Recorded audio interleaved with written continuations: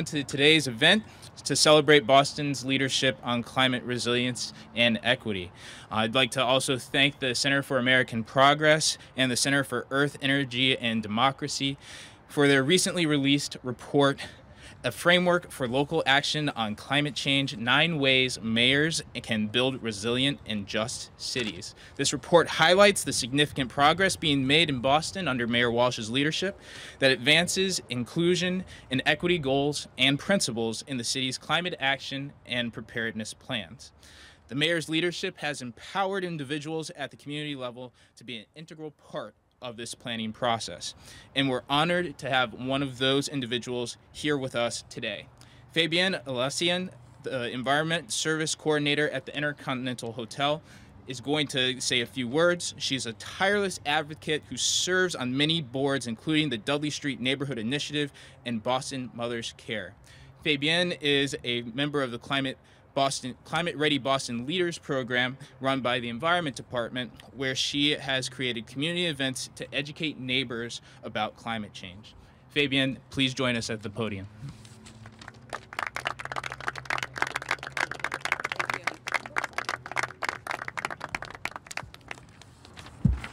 Good afternoon. My name is Fabienne Elassian, and it's a pleasure to be with you this afternoon. A little bit about myself, beside what Stan just mentioned. I am an advocate in my community. I serve in different boards such as DSNI, St. Stephen, and Boston Mothers Care. I'm also Environmental Services Coordinator at the Boston Intercontinental Boston. I'm also the co-chair for the Sustainable Development Committee and also a leader for the City Climates Program. My family and I live in the Dudley area for almost 10 years. I see how the area is changing overnight, which brings a lot of conversation and planning to see how I can utilize my experience and specialty to help my community. As the city develops and implements preparedness strategies through Climate Ready Boston, I have had the privilege to present to work to the South End, Dorchester, Roxbury communities.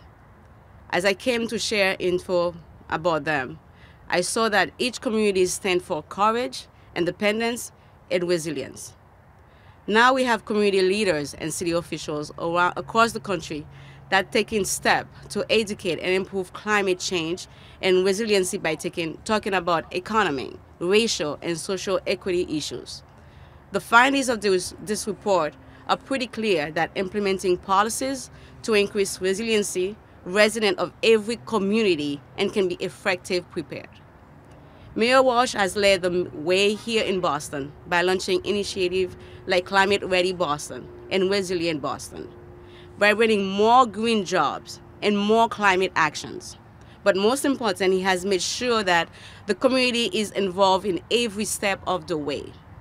With that being said, I want to give you all the chance to hear from Mayor Walsh about how Boston is leading the nation in taking concrete steps to improve climate change resilience, along with addressing associated economy, racial, and social equity issues. Without further ado, I would like to introduce Mayor Marty Walsh. Thank you. Thank you very much, Fabienne. I want to thank you for that introduction.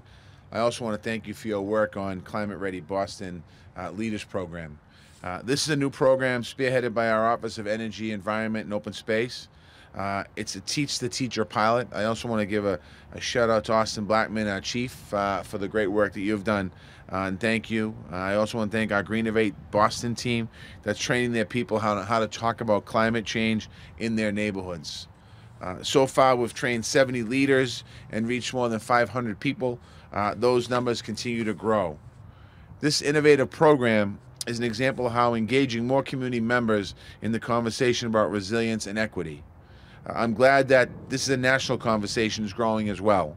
I want to thank the Center for American Progress for shining a light on the intersection of climate resilience and social equity. And thank you for highlighting the progress we're making here in our city. The top recommendation of this report is to make equity and racial justice core goals of resilience in the Climate Action Plan. I also want to give an acknowledgement to Dr. Tia Martin, who's leading our efforts on resiliency in the city of Boston and our conversations on dialogues on race. So thank you, Dr. Martin, as well, for being with us this afternoon. In Boston, for the last 3 years, we've been doing this, talking about equity and racial justice, resiliency, and climate action. We know that climate action is a social issue. It's about the health and safety and well-being of all of our residents, and we know that climate action is about equity. All around the world, heat waves, floodings are hitting low-income communities especially hard. We're working hard to stay ahead of those issues here. In these uncertain times, cities must take the lead. So no matter what happens down in Washington, we're leading with our values. We're accelerating our commitment to cutting emissions. We're sharing climate data that disappeared from the EPA website, something that was important that we continue to push forward. We're looking at everything through the equity lens, and we're laser focused on climate change. This year we released Resilient Strategies. In partnership with 100 resilient cities and under the leadership of Dr. Martin, we developed a roadmap to become a more resilient city. A city where no one is left behind. A city where all neighborhoods can bounce back stronger when challenges arise. Our resiliency strategy is about how neighborhoods can overcome things like trauma and poverty. It also focuses on challenges associated with climate change like flood, storms, and heat waves. We're working on flood mitigation in the most vulnerable areas, starting in East Boston, in Charlestown, right here in Moakley Park in South Boston. And we'll focus on other sites in South Boston as well as the Four-Point Channel area of Boston. We're asking new developments to be able to withstand increased levels of flooding. We're working on developing a more resilient transportation system that upholds better on days which the storms hit. We're helping people make their homes and businesses more energy efficient. Their families save money and cope better when the storm knocks the power out.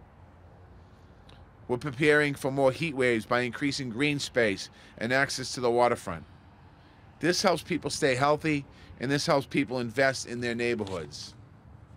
Empowering people and socially and economically is an equally important component of all of our work. This is crucial to making sure people aren't vulnerable to begin with. We're investing more than ever in high-quality, affordable housing, like the Old Colony housing development, which is right to my left here. We're investing in pre-kindergarten and tuition-free colleges. We're creating pathways for good-paying jobs. We're helping business owned by people of color in our city and to increase those numbers. In short, we're building a Boston where everyone can thrive, a Boston for all of us. When it comes to closing opportunity gaps, we're making headway. At the same time, we're helping neighborhoods and neighbors deal with climate change. These are long-term challenges that will need long-term evolving solutions. But we're up to the task. We've established a cultural process, one that looks at everything through that lens, through the equity lens. We're proud to work alongside with America's cities to take that lead, and working with other mayors from different cities in America. Again, I want to thank the Center for American Progress for highlighting the great work being done here in the city of Boston.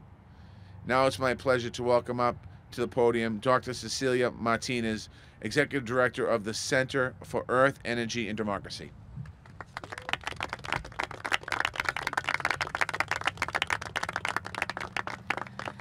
Thank you, Mayor Walsh. And I want to thank Mayor Walsh and the City of Boston for inviting my colleague Kathleen Kelly and I for this opportunity to be here and to highlight our report and the wonderful work that Boston is doing.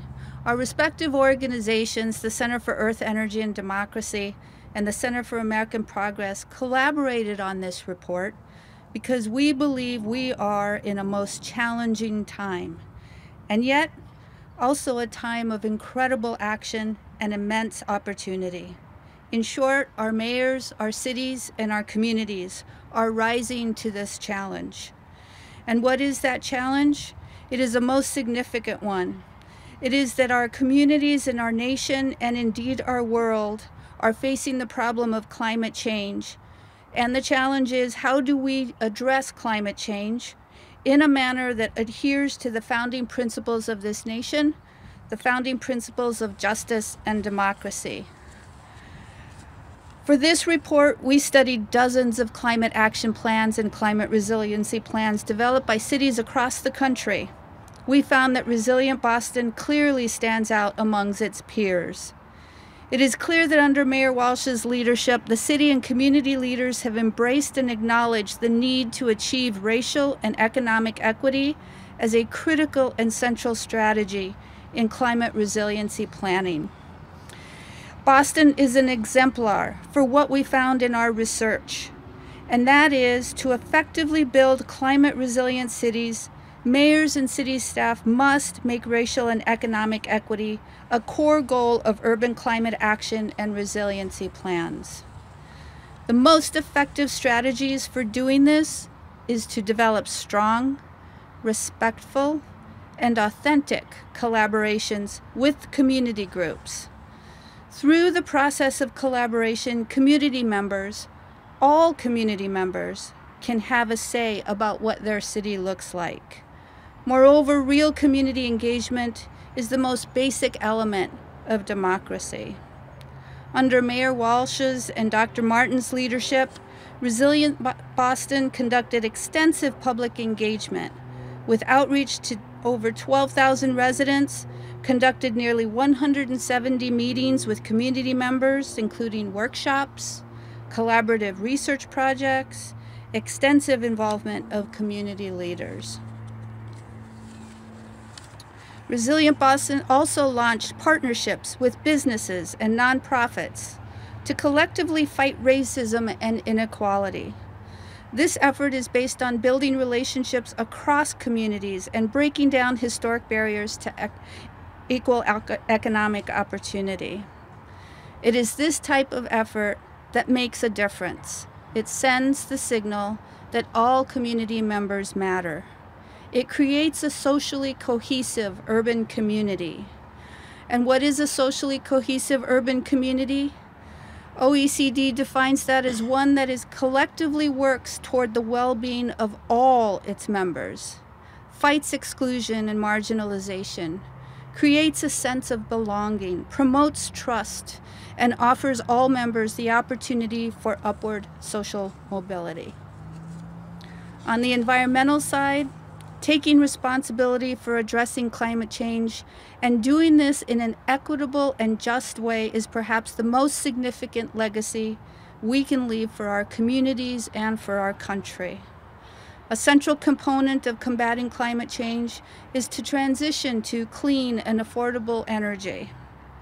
It is our responsibility to leave our children, our grandchildren, and their children a nation with cities where people can breathe clean air without fear of harm, where they can have clean air, healthy and vibrant neighborhoods, and which require a wholehearted commitment to a clean energy transition.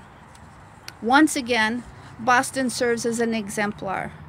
Boston supports an ambitious set of citywide initiatives and policies that reduce energy use in communities and city operations, in buildings, in energy and water utilities, and in transportation. Boston has passed benchmarking ordinances that require larger non-residential buildings and multifamily buildings to report their energy and water usage, all for the purpose of reducing energy consumption. Boston has been recognized for these efforts. It was named as the #1 city by the American Council for an Energy Efficient Economy for its activities in achieving these goals. It is for these reasons that we hope other cities take notice of Boston and its progress and its leadership. I will now turn it over to my colleague Kathleen Kelly to speak more about the wonderful things we found in reviewing Boston, Resilient Boston, and in comparison to other cities. Thank you.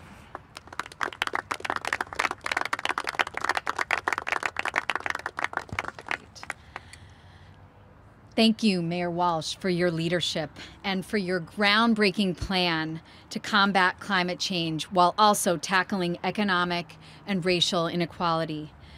As the Trump administration dismantles critical environmental and clean air and water protections, the nation is counting on forward-thinking mayors like Mayor Walsh to fill the leadership gap and reduce climate change risks to public health and local economies. The Trump administration's relentless attack on common sense pollution protections puts corporate interests ahead of health and safety of the American people, with devastating consequences. As climate change drives more powerful and frequent extreme weather events, cities like Boston are on the front lines of more catastrophic floods and more deadly and costly storms. During just the past 2 months, the nation has experienced a litany of record-breaking floods, hurricanes, and wildfires. The costs and life-shattering impacts of these disasters, along with events like Boston's severe snowstorm 2 years ago, underline the need for cities to prepare for a new normal in a rapidly changing climate. In our framework for local action on climate change, Dr. Cecilia Martinez and I recommend 9 ways for mayors to build resilient and just cities, many of which are already being implemented by Mayor Walsh and community leaders in Boston. In our report, we conclude that mayors must act now to curb carbon pollution by shifting away from fossil fuels to clean energy sources and to prepare communities for more extreme weather fueled by climate change. But mayors cannot stop there. City leaders must also confront the reality that many residents have been left behind by recent economic booms and left without the financial resources or stability needed to safely weather more extreme weather in a rapidly changing climate. By tearing down long-standing barriers to economic opportunity for communities of color and families living paycheck to paycheck, mayors can ensure that all residents can earn a living wage and have the means to withstand climate change-driven emergencies. Mayors who ignore the dangerous chokehold of historic inequities will inevitably undermine their economic success and the resilience of their cities. But by ending racial and economic injustices that make communities of color and low-income areas the most vulnerable to climate change, mayors can ensure that all residents have the resources and stability to thrive in a changing climate. Fortunately for Boston and the nation, Mayor Walsh is a leader in recognizing that creating equitable opportunities is essential for people to prosper in the face of more extreme weather disasters. Boston's plan serves as a model for other cities because it creates pathways to good-paying jobs and wealth-building opportunities for communities of color. The plan recognizes that while Boston's economy is growing, that growth is not shared equally. To confront this challenge, Mayor Walsh and community leaders have set ambitious goals to connect all Bostonians to the city's economic hubs through reliable public transportation networks and to expand education opportunities for people of color. Another groundbreaking aspect of the Resilient Boston Plan is its goal to provide safe, affordable, and stable housing for all city residents. In Boston, 21% of households spend more than half of their incomes on housing costs, with the highest portion of those households in communities of color. In cities that are experiencing rapid growth, like Boston, neighborhood improvements can drive up housing costs and force low-income families out. Families who struggle to make ends meet often lack the resources they need to prepare their homes for more extreme floods and weather events, or they lack the resources to make the needed improvements in the wake of a disaster. These families are at risk of being displaced in a changing climate. And in our framework for local action report, we recommend that mayors support inclusive development and anti-displacement strategies so that cities can grow without pushing out longtime residents and losing neighborhood diversity. Mayor Walsh and Boston's community leaders are taking steps to improve housing stability by increasing home ownership, supporting home improvements for low-income residents, and advocating anti-displacement legislation to expand access to affordable housing and prevent unfair evictions. Extreme weather disasters like this year's hurricanes, Superstorm Sandy, and recent blizzards in Boston have laid bare the reality that more intense extreme weather increases the strain on aging infrastructure that support cities' economies and the daily lives of residents. Power outages shut down businesses and put those with health conditions at risk. Snowstorms and floods can cripple public transportation that people rely on to get to work. Our framework for local action calls on mayors to invest in storm-ready infrastructure and nature-based solutions to reduce flood risks and create healthy and sustainable communities. Mayors must prioritize these investments in communities facing the greatest need. Boston's plan addresses this challenge by accelerating investments in sustainable energy and transportation infrastructure that will help residents withstand hotter heat waves, more flooding with sea level rise, and more intense storms.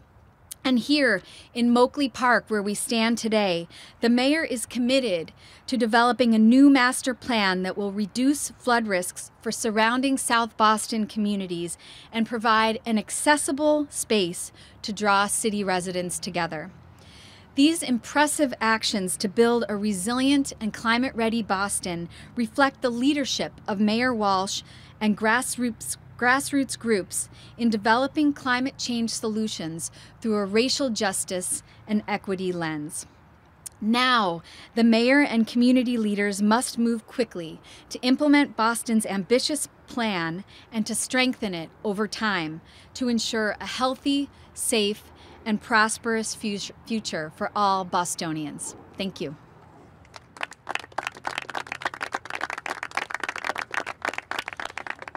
Great. Thanks again to our speakers. What a phenomenal job. We're going to open it up just very quickly to any questions that the audience may have. All right. Hearing none. Thank you so much, everyone, for coming in.